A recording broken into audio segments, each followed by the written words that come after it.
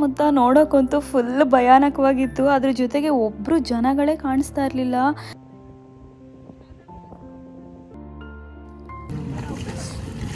Hi everyone, welcome back to my YouTube channel. ಎಲ್ರಿಗೂ ನಮಸ್ಕಾರ. ನನ್ನ ಯೂಟ್ಯೂಬ್ ಚಾನಲ್ಗೆ ಸ್ವಾಗತ, ಸುಸ್ವಾಗತ.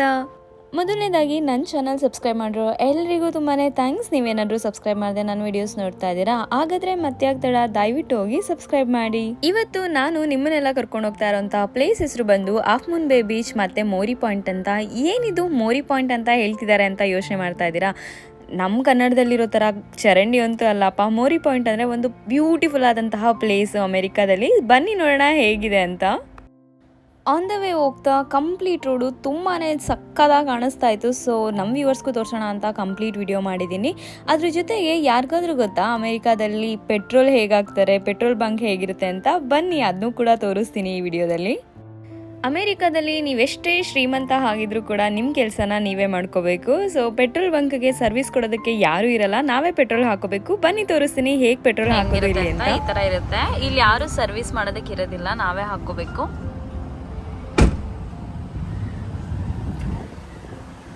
ಚೇತನ ಹಾಕ್ತಾ ಇದ್ದಾರೆ.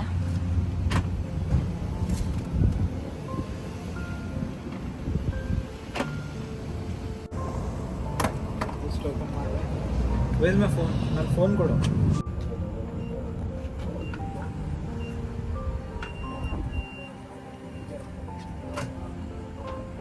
ಏನಿಲ್ಲ, ನೀವು ಡೆಬಿಟ್ ಕಾರ್ಡ್, ಕ್ರೆಡಿಟ್ ಕಾರ್ಡ್ ಅಥವಾ ಮೊಬೈಲ್ನ ಯೂಸ್ ಮಾಡಿಕೊಂಡು ಡೈರೆಕ್ಟಾಗಿ ಪೇಮೆಂಟ್ ಮಾಡ್ಬೋದು. ಸೊ ಕಾರ್ಡ್ನ ಸ್ವೈಪ್ ಮಾಡಿಬಿಟ್ಟು ಅಥವಾ ಟ್ಯಾಪ್ ಮಾಡಾದಮೇಲೆ ಜಸ್ಟು ನಮಗೆ ಎಷ್ಟು ಪೆಟ್ರೋಲ್ ಬೇಕು ಅಷ್ಟನ್ನ ಚೂಸ್ ಮಾಡಿಕೊಂಡು ಹಾಕ್ಕೊಳ್ಳೋದಷ್ಟೇ ಇರುತ್ತೆ.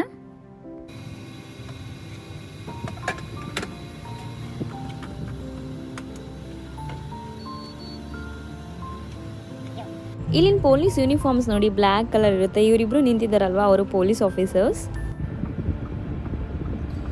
ಇಂಡಿಯನ್ ಕಿಡ್ ಕನ್ಫ್ಯೂಸ್ ಆಗಿ ನಿಂತಿದ್ದಾನೆ. ನೀ ಇಂಡಿಯನ್ನೇ ಹೋದ್ರೆ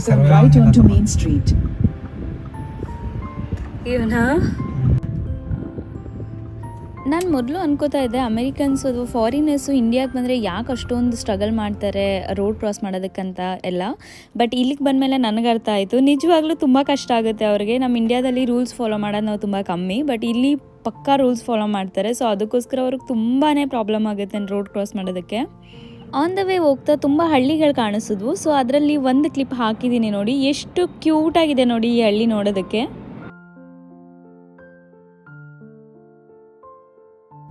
ಇಲ್ಲಿಗೆ ಬಂದಮೇಲೆ ಇದೇ ಫಸ್ಟ್ ಟೈಮ್ ನಾನು ಕುರಿಗಳನ್ನೆಲ್ಲ ಹಳ್ಳಿನಲ್ಲಿ ಸಾಕೋದು ನೋಡಿದ್ದು.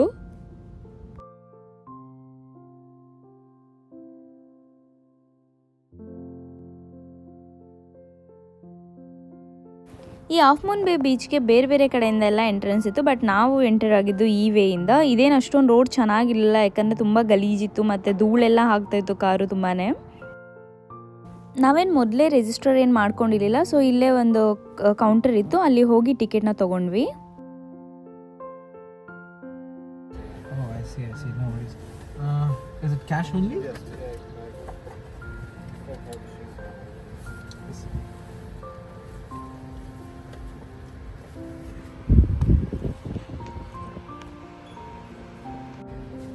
Sir, is this the main beach which they call the Half Moon Beach, or?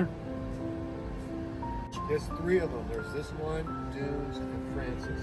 Oh, I see. And this is good at any of those beaches. Oh, I see.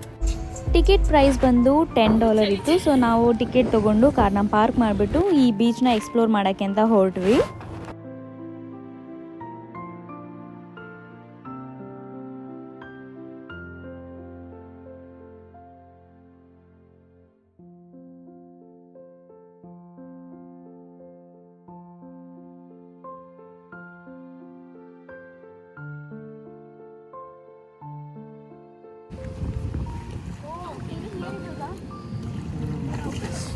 Oh, whoa.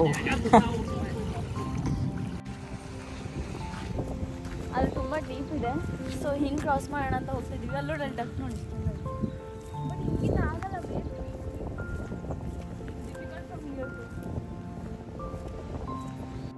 ಆ ಬೀಚ್ಗೆ ಹೋಗಬೇಕಾದ್ರೆ ಒಂದು ರಿವರ್ನ cross ಮಾಡಿ ಹೋಗಬೇಕಿತ್ತು, but ನಮ್ಮ ಕೈಲಿ ಆಗ್ತಿರ್ಲಿಲ್ಲ, ಯಾಕಂದರೆ ತುಂಬ ಡೀಪ್ ಇತ್ತು. ಅದ್ರ ಜೊತೆಗೆ ನೀವು ನೋಡಿದ್ರಿ ಅಲ್ಲಿ ಇಬ್ಬರು ಬಿದ್ದೋದ್ರು. ಅದ್ರ ಜೊತೆಗೆ ಇನ್ನೊಂದೇನೆಂದರೆ ವಾಟರ್ ತುಂಬ ಕೋಲ್ಡ್ ಇರುತ್ತೆ, ಸಖತ್ ಕಷ್ಟ. ಇಲ್ಲಂತೂ ವಾಟರ್ ಕಾಲಿಡೋದು ತುಂಬ ಕಷ್ಟ. ಇಲ್ಲಿ ಬೀಚ್ ಮುಂದೆನೇ ಟೇಬಲ್ಸ್ ಎಲ್ಲ ಹಾಕಿದ್ರು, ತುಂಬಾ ಚೆನ್ನಾಗಿತ್ತು ವ್ಯೂ, ಅಂದರೆ ಟೇಬಲ್ಸ್ ಮೇಲೆ ನೋಡೋದಕ್ಕೆ. ಅದ್ರ ಜೊತೆಗೆ ತುಂಬ ಫ್ಲವರ್ಸು ಹರಳಿದ್ದು, ಎಷ್ಟು ಕ್ಯೂಟಾಗಿ ಕಾಣಿಸ್ತಿತ್ತು ಅಂದರೆ ಒಂಥರ ಡ್ರೀಮಿ ವರ್ಲ್ಡ್ ಅಂತಲೇ ಅನ್ಬೋದು, ಅಷ್ಟು ಚೆನ್ನಾಗಿತ್ತು ವ್ಯೂ. ನಾನು ಹೇಗಾದರೂ ಮಾಡಿ ಬೀಚ್ಗೆ ಹೋಗ್ಬೋದಾ ಅಂತ ನೋಡ್ತಾ ಇದ್ದೆ, ಬಟ್ ತುಂಬ ಎತ್ತರ ಇದ್ದಿದ್ದರಿಂದ ಹೋಗೋದು ಕಷ್ಟ ಆಯಿತು. ಚೇತನ್ ಅಂತೂ ನನ್ನ ಕಾಮಿಡಿ ಪೀಸ್ ಮಾಡಿಬಿಟ್ಟಿದ್ದಾರೆ ನಿಜವಾಗ್ಲೂ ಈ ವಿಡಿಯೋದಲ್ಲಿ. ಆ್ಯಕ್ಚುಲಿ ಏನಾಯ್ತು ಅಂದರೆ, ನಾವು ಅದು ಪ್ಲೇಸ್ ನಂಗೆ ತುಂಬ ಇಷ್ಟ ಆಯಿತು. ಬೀಚ್ಗೆ ಹೋಗೋಕ್ಕೂ ಮುಂಚೆ ಸ್ವಲ್ಪ ತಿನ್ನೋಣ, ಹೊಟ್ಟೆ ಬೇರೆ ತಾಳ ಆಗ್ತಿತ್ತು ಅಂತ ಅಂದ್ಬಿಟ್ಟು ಅಲ್ಲಿ ಹೋಗೋಣ ಅಂತ ಅಂದ್ಕೊಂಡ್ವಿ. ಬಟ್ ಯಾರೋ ಒಬ್ಬರು ಬರ್ತಾಯಿದ್ರು, ಅವ್ರು ಬಂದು ಚೈನೀಸ್ ಇದ್ದರು. ಸೊ ಬರ್ತಾಯಿದ್ರು. ಸೊ ಚೇತನ್ ನನ್ನನ್ನು ಓಡು ಅಂತ ಅಂದ್ಬಿಟ್ಟು ಪ್ಲೇಸ್ ಇಟ್ಕೊಳಕ್ಕೆ ಹೇಳಿದ್ರು. ಅಲ್ಲಿ ಯಾರೋ ಅವಳು ಹೊಂಟಾಳು ನೋಡು, ಹೋಗಿ ತಗೋ.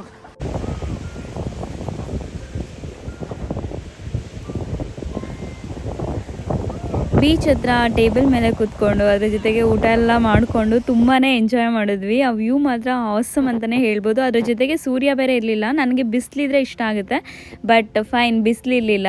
ಅದು ಒಂಥರ ಕ್ಲೌಡಿ ಎನ್ವಿರಾನ್ಮೆಂಟ್ ಇತ್ತು. ಒಂದು ಸ್ವಲ್ಪನೂ ಸೆಕೆಗೆ ಏನೂ ಆಗ್ತಿರ್ಲಿಲ್ಲ, ಚಳಿ ಆಯ್ತಾಯಿತ್ತು, ಚೆನ್ನಾಗಿತ್ತು.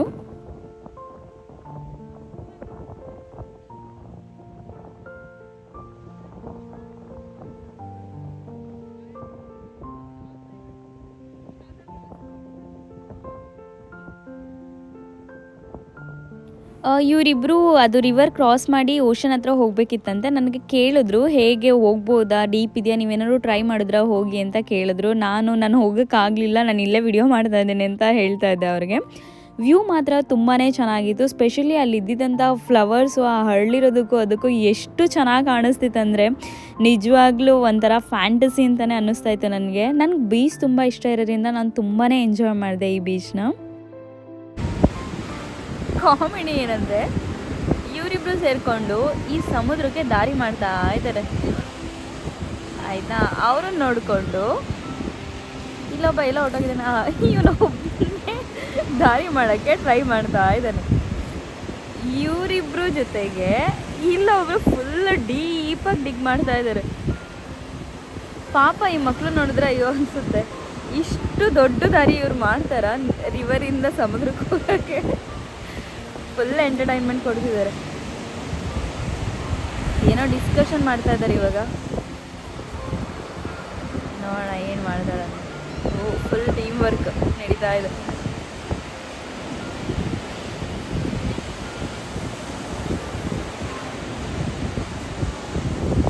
ಐ ಫೀಲ್ ಇವರೆಲ್ಲ ಇಂಡಿಯನ್ಸ್ ಅನ್ಸುತ್ತೆ, ಒಂದಿಬ್ರು ಬಿಟ್ಟು.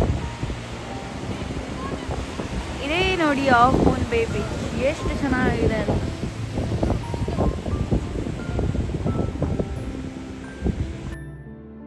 ಈ ಬೀಚ್ನ ಯಾಕೆ ಆಫ್ ಮೂನ್ ಬೇ ಬೀಚ್ ಅಂತ ಕರೀತಾರೆ ಅಂದರೆ, ಈ ಬೀಚ್ ಶೇಪ್ ಬಂದು ಅರ್ಧ ಚಂದ್ರನ ಆಕಾರ ಕಾಣುತ್ತೆ. ಇಲ್ಲಿ ನೋಡ್ತಾ ಇರ್ಬೋದು, ಅದು ಆಫ್ ಮೂನ್ ಕಾಣಿಸ್ತಾ ಇದೆ ಅಲ್ಲ, ಸೊ ಅದಕ್ಕೋಸ್ಕರ ಇದನ್ನ ಆಫ್ ಮೂನ್ ಬೇ ಬೀಚ್ ಅಂತ ಕರೀತಾರೆ.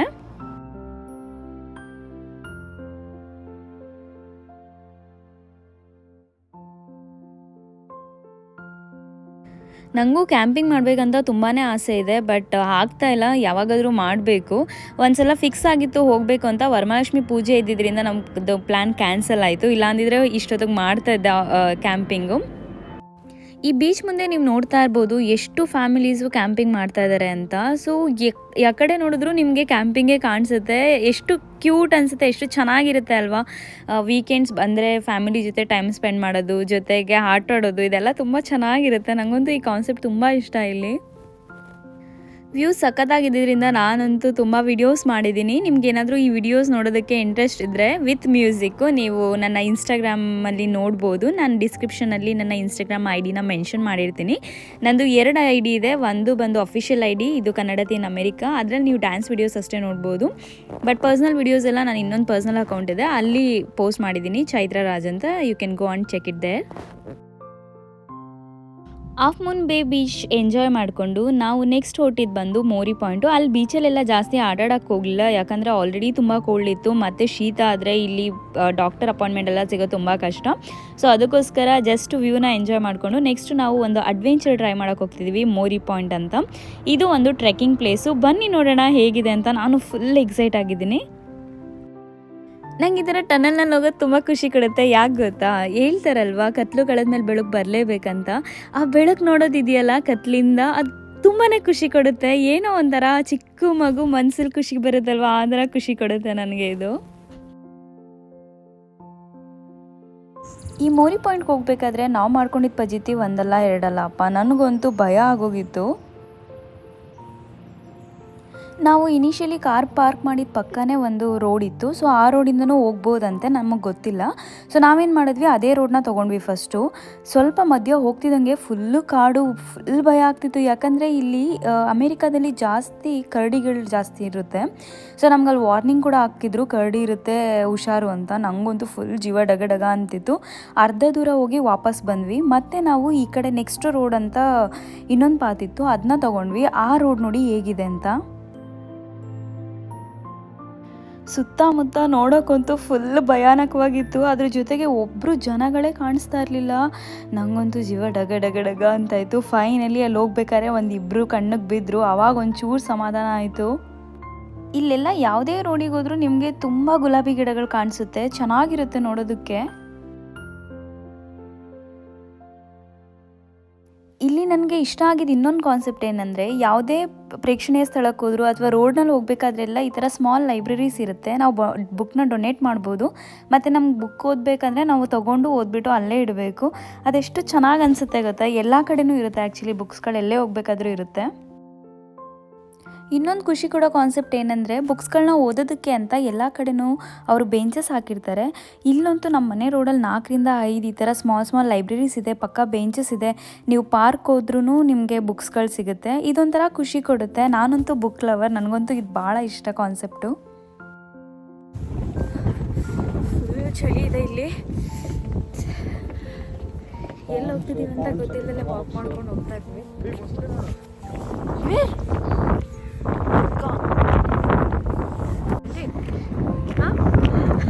Say yes.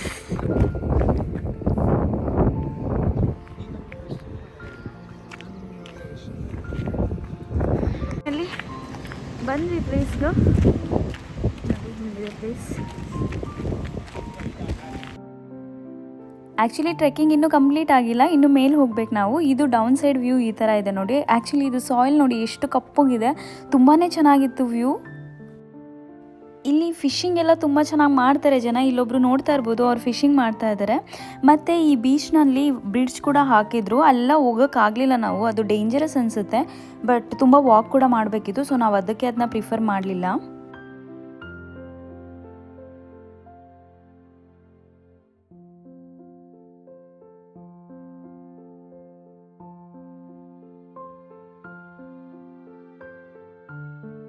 ನಾನು ಮ್ಯಾನಿಫೆಸ್ಟೇಷನ್ನ ತುಂಬ ನಂಬ್ತೀನಿ. ಸೊ ನಾವೇನು ಅನ್ಕೋತೀವಿ ಅದಾಗುತ್ತೆ ಅಂತಾರಲ್ವ, ಸೊ ಅದು ಮ್ಯಾನಿಫೆಸ್ಟೇಷನ್. ಸೊ ನಾನು ಅದನ್ನ ತುಂಬ ನಂಬ್ತೀನಿ.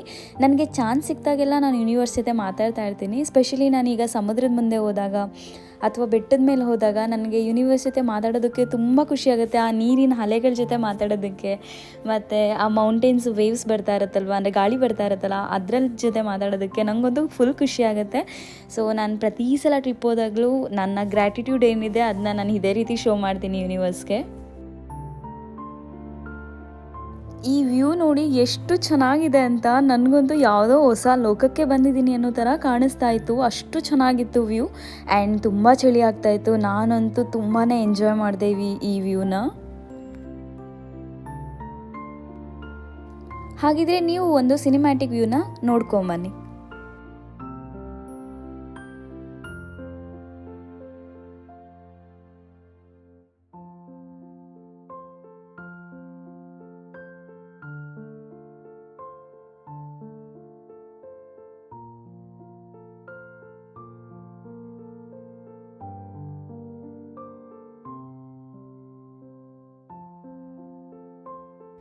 ಆಶ್ಚರ್ಯ ಅನಿಸಿದ್ದೇನೆಂದರೆ, ಈ ರೋಡ್ ನೋಡಿ, ಈ ರೋಡು ಆ ಪ್ಲೇಸಿಂದ ಎಷ್ಟು ಚೆನ್ನಾಗಿ ಕಾಣಿಸ್ತಿದೆ ಅಂತ.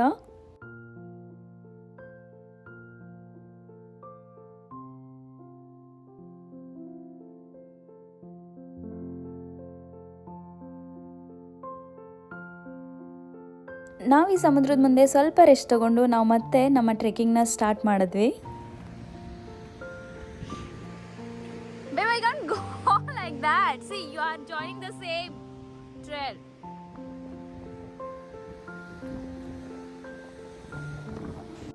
ಈ ಟ್ರೆಕ್ಕಿಂಗ್ ಅಂತೂ ತುಂಬಾ ಮಜವಾಗಿತ್ತು.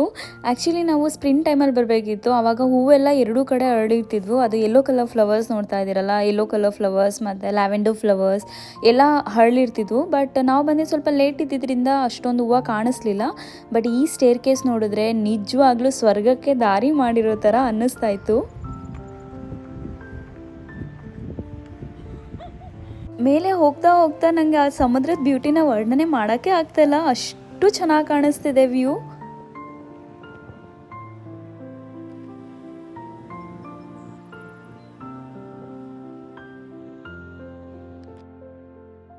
ಈ ಸ್ಟೇರ್ಸ್ನೆಲ್ಲ ಹತ್ತು ಬಂದಮೇಲೆ ನಮಗೆ ರೈಟ್ ಸೈಡ್ ತಿರುಗಿದ್ರೆ ನಮಗೆ ಈ ಥರ ಒಂದು ದಾರಿ ಕಾಣಿಸುತ್ತೆ. ಆ್ಯಕ್ಚುಲಿ ಇದು ಕಂಪ್ಲೀಟ್ ಫ್ಲವರ್ಸಿಂದ ಕವರ್ ಆಗಿರುತ್ತೆ. ಆಲ್ಮೋಸ್ಟ್ ಏಪ್ರಿಲ್ ಟೈಮಲ್ಲಿ ಬಂದರೆ ಫುಲ್ಲು ಫ್ಲವರ್ಸಿಂದ ಈ ಯೆಲ್ಲೋ ಕಲರ್ ಫ್ಲವರ್ಸ್ ತೋರಿಸ್ತಿದ್ದೀನಲ್ಲ ಅದರಿಂದ ಕವರ್ ಆಗಿರುತ್ತೆ. ಬಟ್ ನಾವು ಲೇಟಾಗಿ ಹೋಗಿದ್ರಿಂದ ನಮ್ಗೆ ಅದು ಕಾಣಿಸ್ಲಿಲ್ಲ. ಹೇಗಿರುತ್ತೆ ಅಂತ ಅಂದರೆ ಎರಡೂ ಬದಿಲಿ ಫ್ಲವರ್ಸ್ ಇರೋದ್ರಿಂದ ಒಂಥರ ಹೂವಿನ ದಾರಿ ಮಾಡ್ದಂಗೆ ಅನಿಸುತ್ತೆ ನಮಗೆ. ಅಷ್ಟು ಚೆನ್ನಾಗಿರುತ್ತೆ ಬ್ಯೂಟಿ. ನೆಕ್ಸ್ಟ್ ಇಯರ್ ಬೇಕಾದ್ರೆ ಬಂದು ತೋರಿಸ್ತೀನಿ ಇನ್ನೊಂದ್ಸಲ. ಇಲ್ಲಿ ಒಂದು ಬೈನಾಕ್ಯುಲರ್ಸ್ ಕೂಡ ಇಟ್ಟಿದ್ರು, ಇಲ್ಲಿ ತೋರಿಸ್ತಾ ಇದ್ದೀನಿ ನೋಡಿ. ಮತ್ತು ಇದು ಡೇಂಜರಸ್ ಪ್ಲೇಸ್ ಅಂತ ಕೂಡ ನಮ್ಗೆ ಹಾಕಿದ್ರು, ಅಲ್ಲಿ ನೀವು ನೋಡ್ಬೋದು ಬೋರ್ಡ್ನ.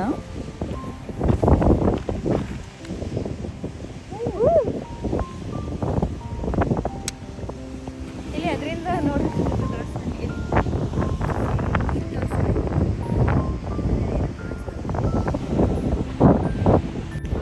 ಬ್ಯೂಟಿಫುಲ್ ಪ್ಲೇಸ್ ಬಂದಿದ್ದೀವಿ. ವ್ಯೂ ಮಾತ್ರ ಸಕ್ಕತ್ತಾಗಿದೆ. ಯಾರೂ ಇಲ್ಲ ಇಲ್ಲಿ, ಕಂಪ್ಲೀಟ್ ನೋಡ್ಬೋದು. ನಮ್ಮ ಸುತ್ತಮುತ್ತ ಯಾರೂ ಇಲ್ಲ. ಸಖತ್ ಭಯಾನಕವಾಗಿದೆ ಆ್ಯಂಡ್ ಸಖತ್ ಎಕ್ಸೈಟಿಂಗ್ ಆಗಿದೆ. ಆ್ಯಂಡ್ ವಾಟರ್ ಕಲರ್ ಎಷ್ಟು ಚೇಂಜಸ್ ಇದೆ ಅಂದರೆ ಒಂದು ಕಡೆ ಗ್ರೀನ್ ಒಂದು ಕಡೆ ಬ್ಲೂ ಇದೆ. ತೋರಿಸ್ತೀನಿ ರೀ.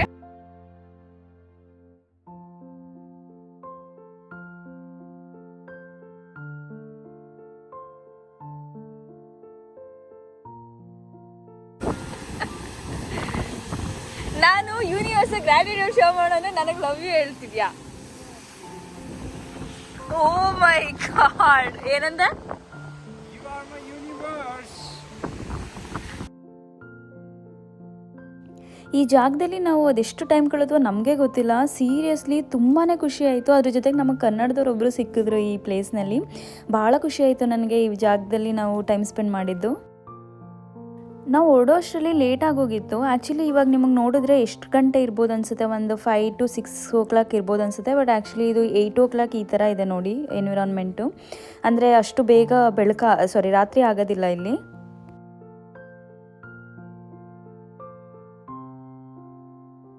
ನಾವು ಮತ್ತೆ ರಿವರ್ಸ್ ಹೋಗ್ಬೇಕಾದ್ರೆ ಫಸ್ಟ್ ಎದುರುಕೊಂಡು ಬೇರೆ ರೂಟ್ ಚೇಂಜ್ ಮಾಡಿದ್ವಲ್ಲ, ಸೊ ಆ ರೂಟಲ್ಲಿ ಹೋಗೋಣ ಅಂದ್ಬಿಟ್ಟು ಆ ರೂಟಲ್ಲಿ ಹೋಗ್ತಾ ಇದ್ವಿ. ಆ ರೂಟ್ ವ್ಯೂ ಅಂತೂ ತುಂಬಾ ಚೆನ್ನಾಗಿತ್ತು. ನೋಡ್ತಾ ಇರ್ಬೋದು ಫುಲ್ಲು ಸುತ್ತ ಫ್ಲವರ್ಸ್ ಇದೆ. ಬಟ್ ಭಯಾನಕವಾಗಿ ಕೂಡ ಇದೆ, ಯಾಕಂದರೆ ಯಾರೂ ಇರೋದಿಲ್ಲ ಅಲ್ವಾ, ಸ್ವಲ್ಪ ಭಯನೇ ಇರುತ್ತೆ. ಸೊ ಟ್ರೆಕ್ಕಿಂಗ್ ಎಲ್ಲ ಮಾಡಬೇಕಾದ್ರೆ ತುಂಬ ಹುಷಾರಾಗಿರ್ಬೇಕಿಲ್ಲಿ. ಇಲ್ಲೊಂದು ಟಾಯ್ಲೆಟ್ಸು ತುಂಬಾ ಕೆಟ್ಟಾಗಿತ್ತು. ಈ ಥರ ಇರುತ್ತೆ ನೋಡಿ ಪಬ್ಲಿಕ್ ಪ್ಲೇಸ್ನಲ್ಲಿ ಟಾಯ್ಲೆಟ್. ನೈಟ್ ಆಗಿದ್ದರಿಂದ ನಮ್ಗೆ ಆಲ್ರೆಡಿ ಹೊಟ್ಟೆ ತಾಳ ಆಗ್ತಾಯಿತ್ತು. ಸೊ ಅಲ್ಲೇ ಊಟ ಮಾಡೋಣ ಅಂದ್ಬಿಟ್ಟು ಟ್ಯಾಕೋ ಬೆಲ್ ಅಂತ ಇದೆ, ಸೊ ಅಲ್ಲಿ ಹೋದ್ವಿ. ನಿಮಗೆಲ್ಲ ಗೊತ್ತಿರೋ ಹಾಗೆ ಇಲ್ಲೆಲ್ಲ ಜಾಸ್ತಿ ನಮ್ಮ ಫುಡ್ ಐಟಮ್ಸ್ ಸಿಗೋದಿಲ್ಲ. ಸೊ ಬರ್ಗರ್ ಮತ್ತು ರೋಲ್ಸ್ ಇತ್ತು. ಸೊ ಅವೆರಡನ್ನೂ ತಿಂದ್ಬಿಟ್ಟು ಅಲ್ಲೇ ಪಕ್ಕದಲ್ಲೇ ಸಮುದ್ರ ಇತ್ತು. ಸೊ ಆ ವ್ಯೂಸ್ನ ಕೂಡ ಎಂಜಾಯ್ ಮಾಡಿಕೊಂಡು ಹೊರಟ್ವಿ. ಅದ್ರ ಜೊತೆಗೆ ಇಲ್ಲಿ ನಮಗೆ ಕನ್ನಡದವ್ರು ಕೂಡ ಸಿಕ್ಕಿದ್ರು. ನಂಗೆ ಖುಷಿ ಆಗುತ್ತೆ, ಯಾಕಂದರೆ ಹೊರದೇಶದಲ್ಲಿ ನಾವು ಒಂಟಿ ಅಂತ ಅನ್ನಿಸ್ತಾ ಇರುತ್ತೆ. ನಮ್ಮ ರಾಜ್ಯದವ್ರು ಯಾರಾದರೂ ನೋಡಿದ್ರೆ ಅದೇನೋ ಒಂಥರ ಖುಷಿ, ಹೇಳ್ಕೊಳ್ಳೋದಕ್ಕೆ ಆಗದಲ್ಲೇ ಇರೋಷ್ಟು ಖುಷಿ ಆಗುತ್ತೆ. ನಿಮ್ಮ ಅಮೂಲ್ಯವಾದ ಸಮಯ ಕೊಟ್ಟು ನನ್ನ ವಿಡಿಯೋ ನೋಡಿದ್ದಕ್ಕಾಗಿ ಎಲ್ರಿಗೂ ಧನ್ಯವಾದಗಳು. ಹೋಪ್ ನಿಮಗೆಲ್ಲ ಈ ವಿಡಿಯೋ ಇಷ್ಟ ಆಯ್ತು ಅಂತ ಭಾವಿಸ್ತಾ ಇದ್ದೀನಿ. ನಿಮ್ಗೇನಾದ್ರು ಈ ವಿಡಿಯೋ ಇಷ್ಟ ಆಗಿದ್ರೆ ಲೈಕ್ ಮಾಡಿ, ಶೇರ್ ಮಾಡಿ, ಕಮೆಂಟ್ ಮಾಡಿ, ಮತ್ತು ಸಬ್ಸ್ಕ್ರೈಬ್ ಮಾಡೋದಂತೂ ಮರಿಬೇಡಿ. ಮತ್ತು ನಾನು ನೆಕ್ಸ್ಟ್ ವಿಡಿಯೋ ಅಪ್ಲೋಡ್ ಮಾಡ್ತಿದ್ದಂಗೆ ನೋಟಿಫಿಕೇಶನ್ ಬರಬೇಕಂದ್ರೆ ಬೆಲ್ ಬಟನ್ ಇದೆಯಲ್ಲ ಅಲ್ಲಿ ಹೋಗಿ ಪ್ರೆಸ್ ಮಾಡಿ. ಮತ್ತೆ ನೆಕ್ಸ್ಟ್ ವಿಡಿಯೋದಲ್ಲಿ ಸಿಗೋಣ. ಬಾಯ್.